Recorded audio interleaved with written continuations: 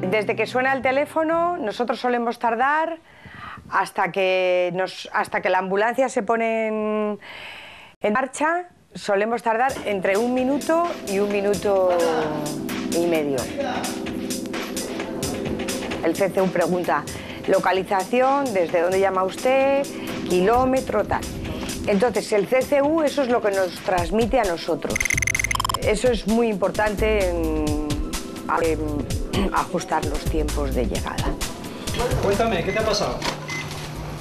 Estaba trabajando y cuando estaba agachado me notaba que me mareaba, pero cuando... ¿Eso a qué hora ha sido? Pues ha sido a las 12 menos cuarto. A las 12. ¿Y desde entonces has seguido con el mareo? Sí. ¿Y has notado que estuviera un poco mejor? Que viniera Yo le preguntaba a él y según él no, y seguía moviéndose. Le decía, ¿me sigues viendo moviéndome en la habitación alrededor? Sí, sí, O sea, te sigues moviendo. Repítete 3.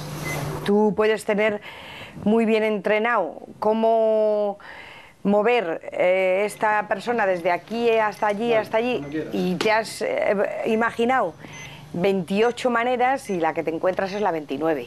En un principio es un mareo inespecífico que podría ser un cuadro vertiginoso, pero hay que hacerle toda la exploración completa.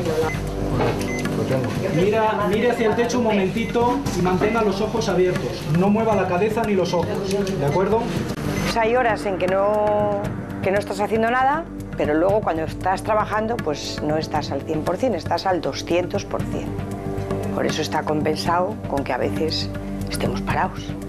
Ponte fuerte. Deja ir al lado. Otra vez. Otra vez. Otra vez. Muy bien. ¿Alérgico a algún medicamento? No.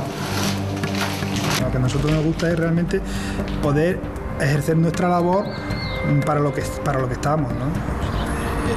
Algo, pues, emergencia, urgencia, algo que no pueda demorarse, ¿no? Que para lo que nosotros estamos, ¿no? Y luego realmente todo lo que sean avisos un poquito demorables, pues bueno, habrá otros servicios para ese tipo de avisos, ¿no? Los pones en Delta ya, ¿eh? Delta Tejeda de Tetas, ¿vale?